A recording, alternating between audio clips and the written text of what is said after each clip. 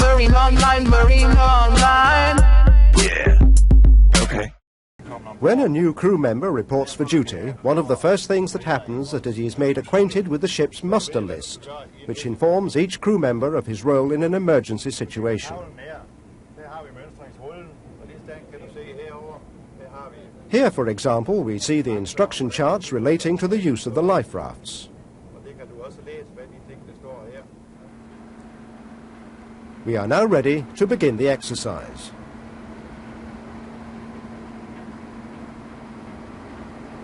If an emergency arises at sea, the vessel involved sends a distress signal to the nearest coastal radio station, using the international emergency frequency. All ships obliged to carry radio also listen on this frequency. The name and position of the vessel and the nature of the emergency are the most important items of information needed to ensure a speedy and effective rescue operation. The majority of the crew, who in this case are gathered in the mess, await instructions from the bridge. Additional information about the situation of the vessel, such as weather, wind and other conditions in the area, can be very important to the rescue operation. The ringing of the alarm bell means that the crew should go to the emergency stations, bringing their life jackets, or in this case, their immersion suits.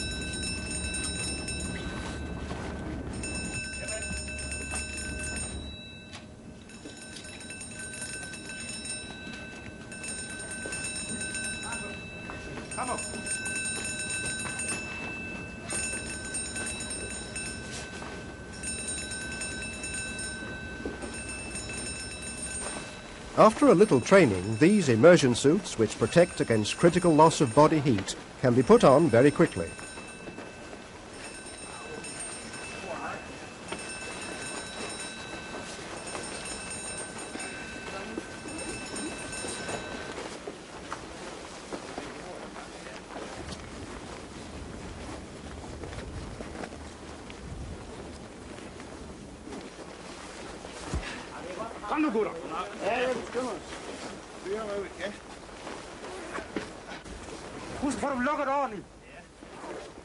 Notice that the integrated gloves can be quickly removed if the wearer needs to have his hands free. Even without the gloves, water will not get into the suit.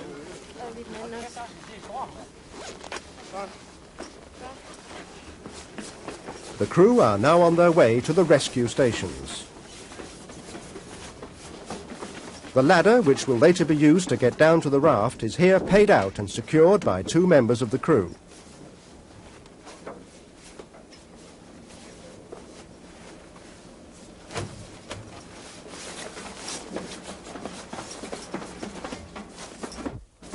When the painter line of the life raft has been properly secured on board and the order given, the lashing holding the raft is released and the raft is eased over the side.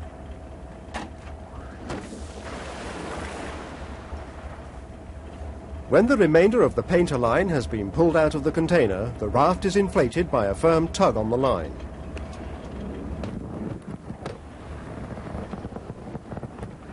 The raft will be fully inflated in the course of about 60 seconds, with minor variations depending on the actual temperature at the time.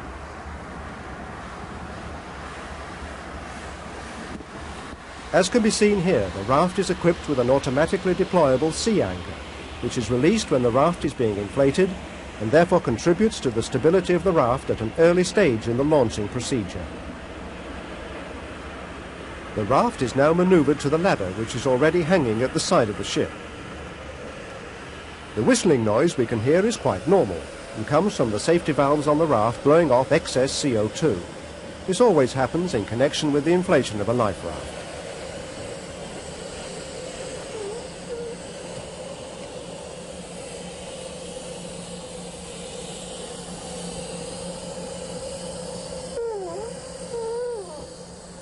The positional light on top of the raft, which has a built-in blink, has already been activated during inflation of the raft, but should be switched off when not needed.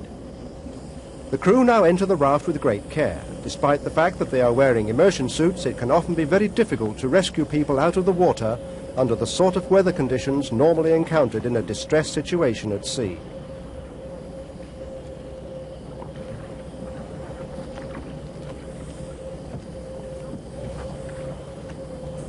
When all are safely on board, the painter line is cut and the knife replaced in the holder provided.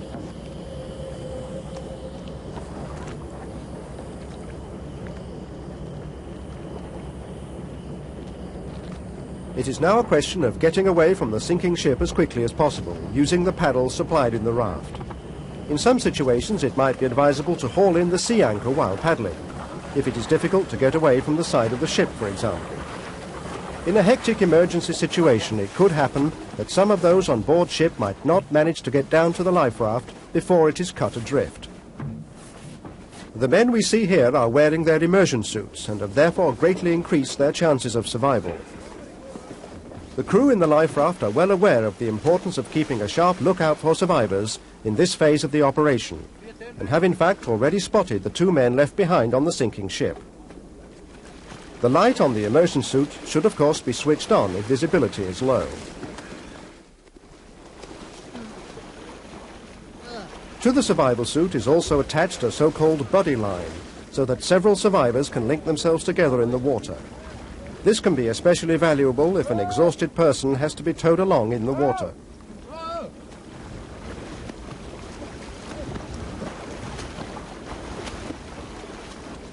In the meantime, the crew in the life raft have hauled in the sea anchor and are paddling the raft towards the 2 men in the water.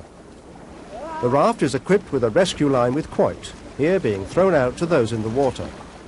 One of those in the water gets hold of the quoit and pulls it up around his upper arm. The line can now be hauled into the raft. Those in the water must be got onto the raft as quickly and as securely as possible.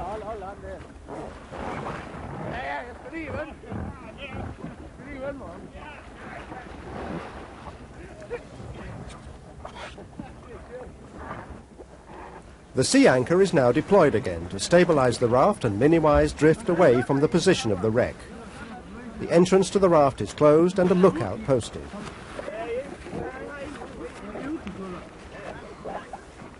Keeping a sharp lookout is vitally important for a successful rescue operation, so that the exact position of the raft can be signaled if a plane or ship comes into the vicinity.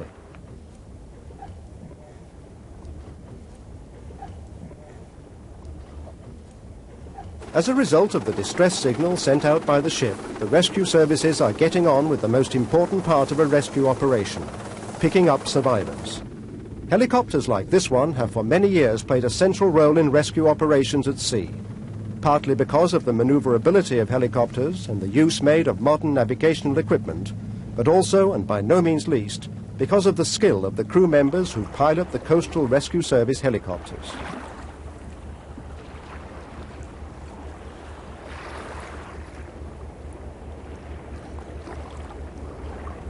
Whilst the helicopter is on its way to the scene of the shipwreck, we can take a closer look at what all crew members should know about life-saving operations at sea.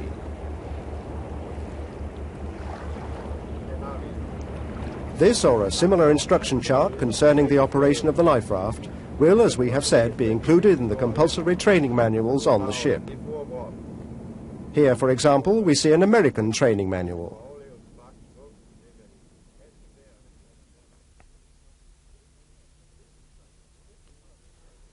This instruction book is published by the Danish Association of Shipowners.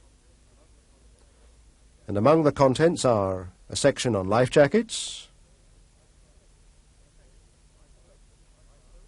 a section on lifeboats and life rafts,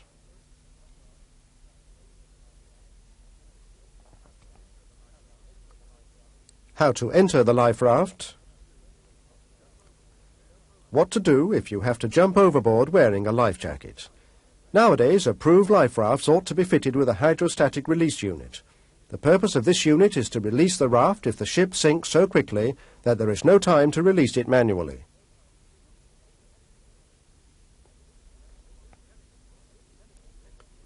This pelican hook is used in connection with manual operation of the raft.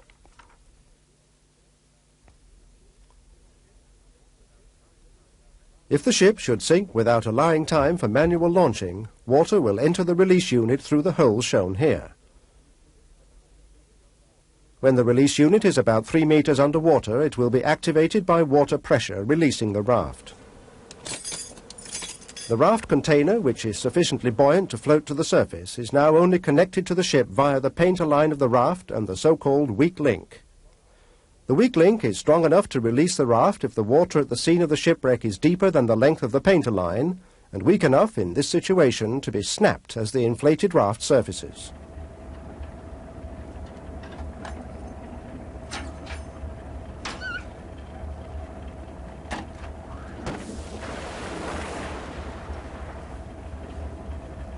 As mentioned earlier, some rafts are equipped with automatically deployable sea anchors in accordance with some national regulations. Whether the sea anchor is automatic or not, it is very important during the first phase of the evacuation, when the raft is close to the sinking ship, that the anchor does not foul some part of the ship. In the event of this happening anyway, the raft is equipped, depending on size, with 1 or 2 knives, which can be used to cut loose the sea anchor. Note that the raft is also equipped with a reserve sea anchor.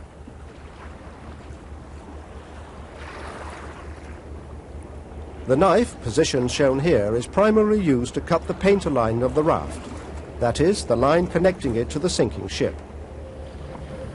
In order to avoid damage to the raft, the knife should be returned after use to the sheath provided.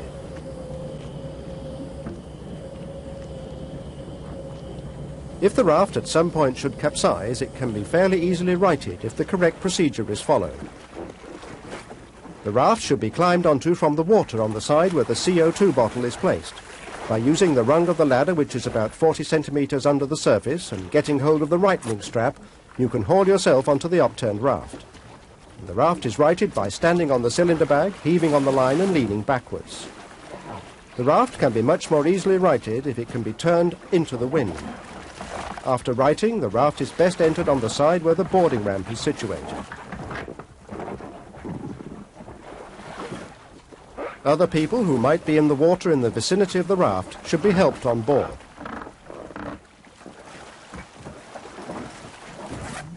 The emergency kit on board the raft contains equipment which can be of great help to victims of a shipwreck. The thermal protective aids can be used to help people who have lost a lot of body heat due to immersion in cold water. The suit is lined on the inside with a material that reflects the body heat of the person in distress, greatly reducing the danger of further loss of heat.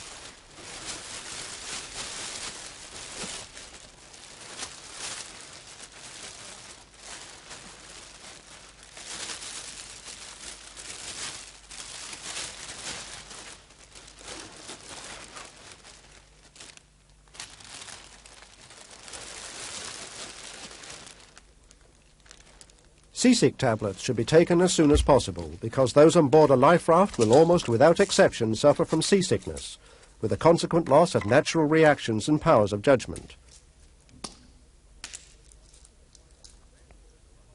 The signalling equipment available in the raft, so vital for the final stages of a rescue operation, is as follows. Parachute rockets, hand flares, smoke signals, signalling mirror, signalling lamp, and a signalling whistle. Instructions for the use of this signalling equipment are found on board the raft, as well as in the general instruction manuals on the ship.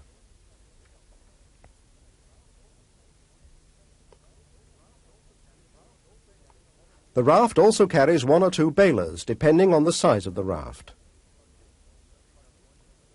Sponges for soaking up moisture and condensation, medicine kit, 1.5 litres of drinking water per person, 500 grams emergency rations per person, and fishing tackle. The top of the raft has troughs to collect rainwater. There is also an emergency repair kit to facilitate basic repairs in the case of acute damage to the raft. It is quite normal today that rafts are equipped with an emergency transmitter. Instructions for use are of course also included, no matter what the make of the transmitter. The type of emergency equipment found in a raft is now established by international agreement, based on a wide range of experience.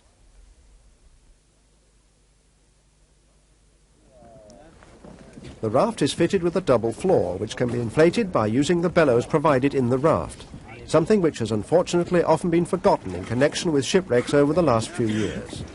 And we would like to make the point very clear. An inflated double floor offering greater insulation under the majority of sea conditions will make a stay in the raft a much more comfortable experience. Now back to the rescue action at sea. The lookout in the raft has heard the rotor noise of the helicopter, and it is now vitally important to signal the position of the raft. This can be done, as here, by firing a parachute rocket.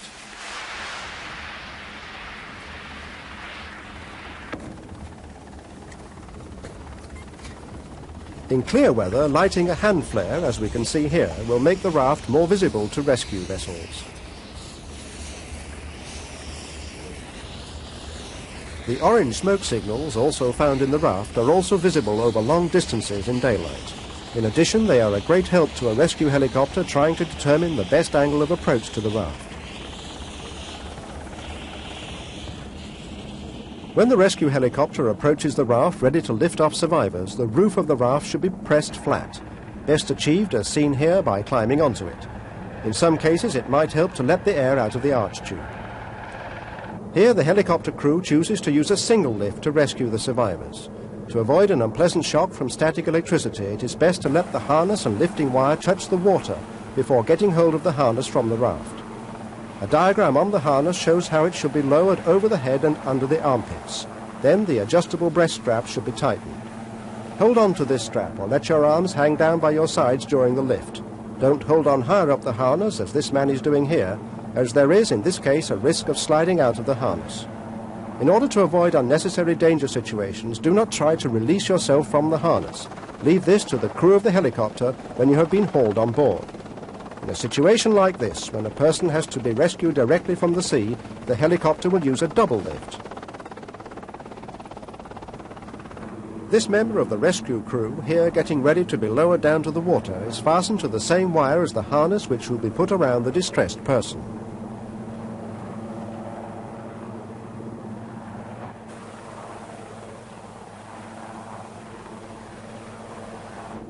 A double lift will generally be used where at all possible, as this method, because of the experience of the rescue personnel, is the safest and quickest.